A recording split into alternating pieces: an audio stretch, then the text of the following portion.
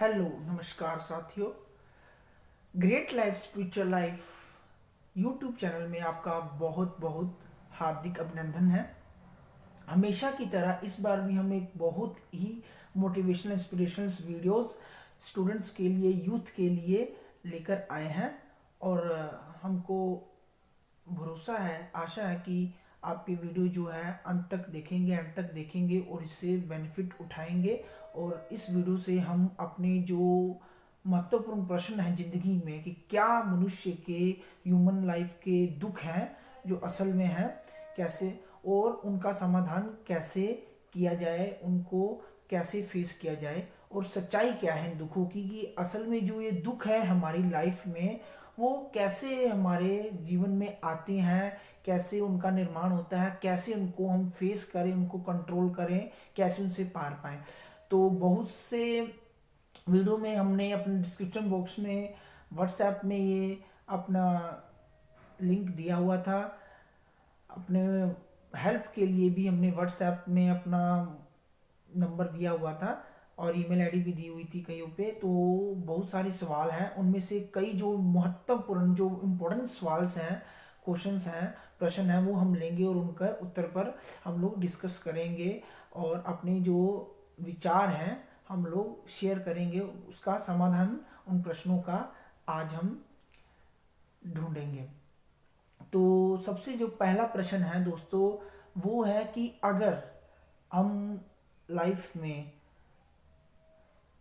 अपने लक्ष्य के अनुसार कार्य कर रहे हैं और कोई सामने वाला व्यक्ति, दूसरा व्यक्ति हमारा अपमान बार बार करता है, हमको जो नीचे गिराने की बार बार कोशिश करता है, हमसे गलत व्यवहार करता है, तो चाहे वो लड़का हो, लड़की हो, छोटी उम्र का हो, बड़ी उम्र का हो, तो हम इसका सामना कैसे करें अपने लाइफ में, अपने कार्य क्षेत्र पे कैसे उसका सामना करें। तो इसका जो उत्तर है दोस्तों ये है कि जो कि अभी तक जो एक्सपीरियंस के आधार पर, जो शास्त्रों के कह सकते हैं, महापुरुषों के जो सक्सेसफुल लोग हैं अपनी फील्ड में, लाइफ में, उनके अनुसार अगर वो इंसान आपके लिए बहुत ज़रूरी है कार्य करने के लिए और अगर वो आपकी आलोचना करता है, आपकी कमियां निकालता है और वो जो कमी है आपकी वो सच में आप में है, तो आप सबसे पहले फोकस कीजिए कि वो कमी को अगर आप में है तो उसको निकालिए, ढूंढिए और उसको दूर करने का, जड़ से दूर करने का उसको कोशिश आज से अभी से कीजिए। ये हो गया पहली बात। और अगर इसके ऑपोजिट हम देखें कि वो कमी आप में नहीं है, वो जो अवगुण आप में नहीं है, उसके बावजूद भी वो इंसान आप में कमियां निकाल रहा है, तो आपको उसकी बातों को पर्सनली नहीं लेना है। चाहे वो आपका अपमान करे, चाहे आपको गाली दे, तो आपने इसको अपने ऊपर सेल्फ नहीं लेना है। अगर जहां आपने उसके बुरे बर्ताव को, बुरे गाली को और किसी भी गलत एक्शन पर रिएक्शन शुरू किया, उसको जवाब देना शुरू किया, तो आप उसके जो गलत लेवल है, जो बुरा लेवल है, जो नीचा लेवल है, वहां तक आपको गिरना पड़ेगा। कीचड़ में पत्थर फेंकने से आप भी गंदे होंगे, आपका ही नुकसान होगा।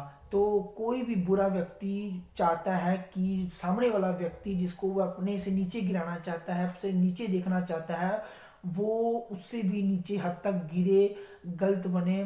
तो इसके लिए है कि वो उसको उसका जवाब देना पड़ेगा। तो अगर आप इस स्थिति में चुप रहते हैं, मौन रहते हैं, अपने मन पर कंट्रोल रखते हैं, उसके गलत जो वचन हैं, उसके कर्म हैं, जो उसका जवाब नहीं देते हैं, तो उसको अपने आप शर्म महसूस होगी, अपने आप उसको फीलिंग होगी और अपने आप को वो एकदम नीचा मानता हुआ वो अपने आप को फील करेगा कि इस इंसान को मैं इतना गलत कर रहा हूँ, इतना बोल रहा हूँ, लेकिन ये मेरे को जवाब नहीं दे रहा, क्यों नहीं मेरे को ये एक्शन का मेरे को वो आगे क्यों नहीं जवाब दे रहा है, क्यों, क्या वो मेरे से ऊपर है, तो उसको अपने आप को शर्म महसूस होगी। तो इसका सबसे अच्छा जवाब है कि आप अपने आप पर, अपने मन पर कंट्रोल कीजिए और सोचिए कि मैं इसके समान नीचे नहीं गिरूंगा, गलत नहीं बनूंगा। उसका अपना लेवल है, वो अपने लेवल के अनुसार, अपने एटीट्यूड के अनुसार, अपने बिहेवियर के अनुसार कार्य कर रहा है, एक्शन ले रहा है, और मेरा एटीट्यूड पॉजिटिव है, मेरा जो पर्सनैलिटी है वो पॉजिटिव है, और मेरा जो व्यवहार है वो अच्छा है, तो मैं उसके अनुसार कार्य करूंगा। तो फिर देखिए उसका सामने वाला व्यवहार आपके प्रति या तो चेंज हो जाएगा, ये वो आपसे दूरी बना लेगा। तो इस तरह आप कार्य क्षेत्र पे हो चाहे कहीं पर भी हो, कोई भी इंसान सामने वाला आपका अपमान करता है या बुरा या गाली देता है, तो आप उससे पार पा सकते हैं। ये हुआ पहले सवाल का उत्तर। दूसरा जो प्रश्न है वो है कि हमारी जिंदगी में जो लक्ष्य है, जो एम है, जो गोल है, हम उसको कैसे अचीव करें, कैसे प्राप्त करें। तो सबसे पहले दोस्तों हमको तो ये जानना होगा कि लक्ष्य होता क्या है, एम होता क्या है, गोल होता क्या है।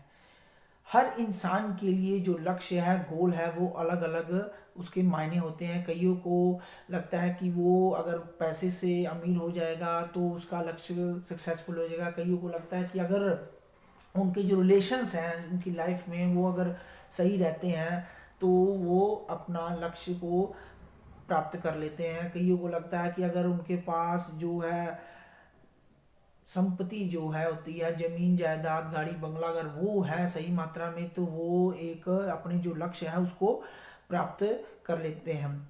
तो ऐसे ऐसे हर किसी के लिए अपना जो है मनी और जो आपके एसेट्स हैं, जो आपके रिश्ते हैं, प्यार है, उसको अलग अलग इंसान के लिए अलग अलग लक्ष्य हो सकता है। लेकिन क्या आप लोग जानते हैं, क्या हम लोग को ये पता है कि लक्ष्य असल में होता क्या है, गोल असल में होता क्या है।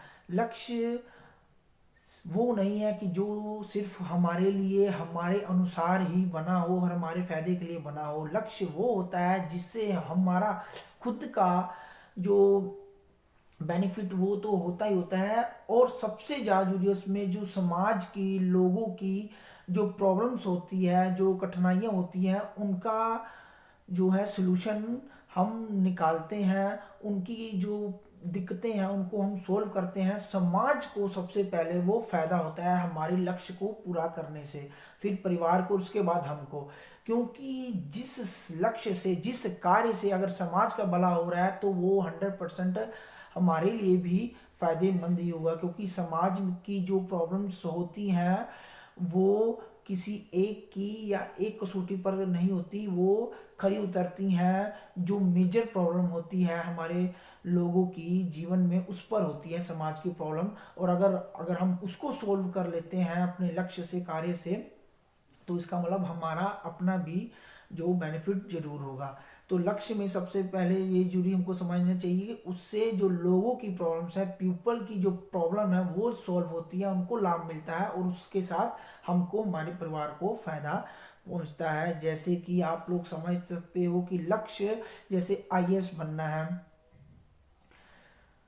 एक बच्चा है वो 10th+2 करके ग्रेजुएशन करता है, और ग्रेजुएशन के बाद उसका मेन जो ग्रेजुएशन के दौरान उसके जो स्थिति होती है घर की वो बहुत ही बुरी होती है। उसका मेन लक्ष्य होता है कि जिस परिस्थिति में मैं रहा, पढ़ाई के जो संसाधन उनमें कमी रही, जो रहने के संसाधन हैं उनमें कमी रही, और भी जो जीवन जीने के अच्छे संसाधन होने चाहिए थे उनकी कमी रही, तो दूसरे लोग जो जरूरतमंद लोग हैं उनको ऐसी कमी ना रहे। तो उसके लिए मैं कुछ ऐसा कार्य करूंगा जिससे कि समाज की ये जो दिक्कत है, प्रॉब्लम हो, वो सोल्व हो। तो इसके लिए उसने आईएएस बनने की सोची। वो आईएएस के जो एग्जाम्स हैं, प्रीलिम्स हैं, जो मेंस है, वो क्लियर करता है, इंटरव्यू भी क्लियर सेलेक्ट हो जाता है और आईएएस बनता है। तो इस लक्ष्य से ही हमको पता लगता है कि उसका जो लक्ष्य था वो पीपल प्रॉब्लम सॉल्विंग था। वो पीपल प्रॉब्लम सॉल्विंग का उसने लक्ष्य बनाया, उसको हासिल किया। उससे समाज की प्रॉब्लम भी उसने दूर की, आईएएस बनकर अच्छी अच्छी नीतियां लागू की अपने। उसने अपने ज़िले में अच्छे अच्छे काम करवाए, जो भी अच्छे अच्छे होना चाहिए रूल्स, नियम्स वगैरह उसने लागू कराए, इम्प्लीमेंट कराए, और उससे उसका भला भी हुआ, उसके परिवार का भी जो है वो भला हुआ। तो लक्ष्य ऐसे होना चाहिए। और लक्ष्य में जो खास बात है वो ये है कि चाहे हमको अपने जो गोल है, जो हमको बहुत, जिसको हम खुश होकर करना चाहते हैं, जो हमको चाहते हैं, बहुत अच्छा लगता है वो कार्य जिसको हम लक्ष्य बना के गोल कहते हैं, उसके लिए हमारी परिस्थितियां अनुकूल हो या प्रतिकूल हो, चाहे उसके लिए हमको वैसा वातावरण, वैसा इन्वायरमेंट मिले या ना मिले, लेकिन हमको उसको करने की, हासिल करने की कोशिश हमेशा करते रहना चाहिए। जैसे कि किसी बच्चा है, उसका क्रिकेट का बहुत शौक है, उसका एम है कि मैं भारतीय क्रिकेट टीम में शामिल हूँ, पर उसके जो परिवार है, उसके पापा के पास इतने पैसे नहीं है कि उसको क्रिकेट की जो है किट ला के दें इतनी महंगी, हर मैचों में उसको सारे संसाधन उपलब्ध कराएं, जहाँ बाहर बाहर district, state level, national level पे जो वहाँ पर उसकी मैच हो रहे हैं वहाँ पर उसका प्रबंध करें। तो वो इस सच्चाई को जानता है, वो सच्चाई को जानते हुए लेकिन अपना लक्ष्य नहीं छोड़ता है, रास्ता बदल लेता है, लेकिन अपना लक्ष्य को हमेशा अपने सामने रखता है। वो कहता है कि पढ़ाई करने के बाद जितना भी मेरे को समय मिलता है, जैसे भी समय मिलता है, जो भी संसाधन से मिलता है, मैं क्रिकेट हमेशा कोशिश करते रहूँगा खेलने की, चाहे गली में हो, चाहे स्कूल के लेवल पर मेरे को किसी से हेल्प मारकर क्यों ना खेलना हो। तो इस तरह वो अपना खेलता रहता है। उसके स्कूल में जो कोच होता है उसकी इस प्रतिभा को देखता है, उसकी जो ललक है, उसका जो उत्साह है क्रिकेट के प्रति उसको देखता है, फिर उसको अपने पैसे से, स्कूल की तरफ से डोनेशन से उसको डिस्ट्रिक्ट लेवल पर खेलने के मौका देता है, जिसमें वो अच्छा परफॉर्म करता है, फिर उसको स्टेट लेवल पर, ऐसे नेशनल लेवल पर उसको मौका दिया जाता है, क्योंकि उसने अपना जो लक्ष्य के लिए प्रयास, एफर्ट्स हैं, जो पुरुषार्थ है वो करना कभी नहीं छोड़ा, उत्साह कभी नहीं छोड़ा। उसको सच्चाई उसने स्वीकार की कि हाँ मेरे पास संसाधनों की कमी है, मेरा इन्वायरमेंट नहीं है, लेकिन मैं अपने लक्ष्य को प्राप्त करूंगा। तो अपने आप से जो सच होता है, जब तक इंसान नहीं बोलेगा, चाहे उसमें जो कमियां हैं चाहे खूबियां हैं, नहीं बोलेगा अपने बारे में सच, तो वो सफल कभी नहीं हो सकता, अपने लक्ष्य को प्राप्त कभी नहीं सकता। अगर आप में बुराइयां हैं, कमियां हैं, तो उसको स्वीकार कीजिए, तभी तो आप उसको ढूंढ कर निकालेंगे और उसको दूर करेंगे। जब तक आप मानेंगे नहीं कि मेरे में ये कमियां हैं, मेरे में ये बुराइयां हैं, तब तक आप उसको दूर कैसे करेंगे और परफेक्ट, या जिसको कहते हैं सक्सेसफुल, कैसे आप बनेंगे। तो ऐसे उस लड़के ने नेशनल टीम में उसको जगह मिलती है, वो नेशनल टीम इंडिया का प्लेयर बनता है। तो इस कहानी से हमको यही शिक्षा मिलती है कि अपने लक्ष्य को प्राप्त करने के लिए हर रोज प्रयास करते रहना चाहिए, खुश मन से, उत्साह के साथ प्रयास करते रहना चाहिए। धन्यवाद। एक और बहुत ही महत्वपूर्ण प्रश्न हमारे पास आया है, जो कि हमको जानना बहुत जरूरी है, खास करके जो यूथ है, युवा है, उनके लिए तो बहुत ही जरूरी है। स्पिरिचुअलिटी, आध्यात्मिकता, क्या अध्यात्म को अपनाने के लिए, अध्यात्म को आचरण करने के लिए हमको गृहस्थ आश्रम छोड़ना पड़ेगा, घर बार छोड़ना पड़ेगा, क्या हमको नौकरी या बिजनेस छोड़ना पड़ेगा? आइए इस सवाल का जो उत्तर है, जो सही जो समाधान है उसको समझते हैं हम। सबसे पहले हम ये समझते हैं कि अध्यात्म क्या है, स्पिरिचुअलिटी क्या है। अध्यात्म है कि जो हमारे विद्वानों ने, महापुरुषों ने बहुत ही सोच समझकर, अपने तजुर्बे के पर, एक्सपीरियंस पर ध्यान जो भी है उसके बाद जो बातें लिखी हैं, जो हमारे शास्त्रों में लिखी हैं, उसके अनुसार जो शास्त्र हैं, उन महापुरुषों के, उन विद्वानों के कथनानुसार आचरण करना ही अध्यात्म है। जैसे कि भगवत गीता में श्री कृष्ण ने अर्जुन को उपदेश दिया है, उसमें उन्होंने कभी भी ये नहीं कहा कि अपने कर्म को छोड़ दो, अपने परिवार को छोड़ दो, गृहस्थी की जो जिम्मेदारियां उसका पालन ना करो। उसमें सीधा सीधा, साफ साफ भगवान ने, श्री कृष्ण ने अर्जुन से यही कहा है कि अपना जो धर्म है उस पर हमेशा अडिग रहना है और कर्म करते रहना है, फल की चिंता किए बगैर। कर्म आपका सही दिशा में और सही मन से, सही विचारों के साथ होना चाहिए। और जो अध्यात्म है वो तुम्हें स्वयं ही अपनी ओर खींचता चला आएगा अगर तुम धर्म पर अपने अडिग रहते हो। तो अध्यात्म पर चलने के लिए, अध्यात्म को अपनाने के लिए, आध्यात्मिक जीवन के लिए हमको गृहस्थ आश्रम छोड़ने की या अपना जो जॉब है, बिजनेस छोड़ने की बिल्कुल भी कोई भी आवश्यकता नहीं होती। हमको बस ये करना होता है कि अपने जीवन की जो सच्चाई है, जिसको हम लोग हु एम आई, कि मैं कौन हूँ, मेरा परम लक्ष्य क्या है, मेरा परम गोल क्या है, उसको जानना होता है। मोटिवेशन, अध्यात्म में जो हमको मोटिवेशन मिलती है वो होती है इनर मोटिवेशन। उसमें हम अपने जो शक्तियां होती हैं उसको जानते हैं, उसको पहचानते हैं, उसको महसूस करते हैं। और एक दूसरी होती है आउटर मोटिवेशन, जो कि बाहर के लोगों से मिलती है, मोटिवेशन स्पीकरों से मिलती है, बाहर के लोगों से मिलती है, हमारे और भी जो रिश्तेदार होते हैं, पेरेंट्स, उनसे मिलती होती है। ये टेम्परेरी होती है, अस्थाई होती है। आदमी, इंसान जो तरक्की करता है, जो सक्सेसफुल होता है, वो इनर मोटिवेशन, जो आत्म विश्लेषण होता है, सेल्फ एनालिसिस होता है, उसके करने पर होता है।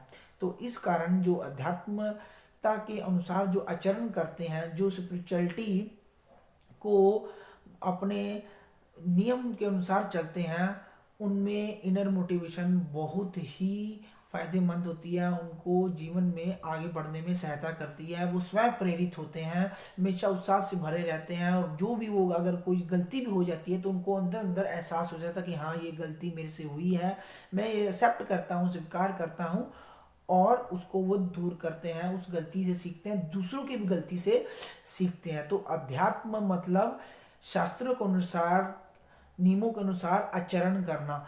इसका किसी भी धर्म, जाति विशेष से कोई संबंध नहीं होता, और ना ही इसको कभी जोड़ना चाहिए कि इस धर्म से ये रिलेटेड होता है, इस जाति से ये जुड़ा होता है। सो स्पिरिचुअलिटी मतलब, अध्यात्म मतलब कि जो ब्रह्मांड का, ब्रह्मा का, भगवान का जो कथन है वो शास्त्रों में लिखा हुआ है, और शास्त्रों के अनुसार ही हमने अपना जो जीवन है, जो लाइफस्टाइल है, वो बनाना है।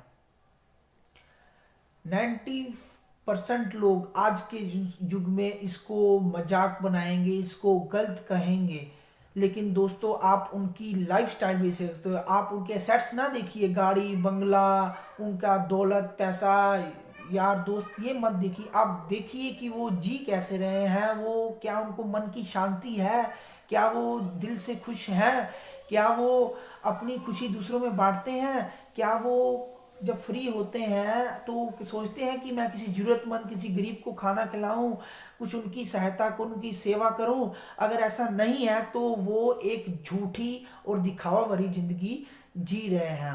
क्यों? क्योंकि वे अध्यात्म को, स्पिरिचुअलिटी को झूठ मान रहे हैं और असत्य मान रहे हैं। इसी कारण वो मन से, अंदर से दुखी है, लेकिन एक दिखावा कर रहे हैं कि वो बहुत खुश हैं क्योंकि हमारे पास पैसा है, गाड़ी है, बंगला है, रिश्तेदार हैं, यार दोस्त हैं, लेकिन अंदर से वो खोखले हैं। अंदर से मजबूत वही है जिसके पास भगवान ने वो शक्ति दी हुई है कि जो भी उसको गुण मिला हुआ है उसका वो सदुपयोग कर रहा है। गरीब चाहे हो, लेकिन उसके पास मीठा बोलने का तो गुण हमेशा होता है, या दूसरों की सेवा करने का गुण तो हमेशा होता है, ये उसी से करे। पर वो अध्यात्म के मार्ग पर, स्पिरिचुअलिटी के जो नियम है उसके अनुसार अपना जीवन जिए। यही है अध्यात्म और उसकी सच्चाई।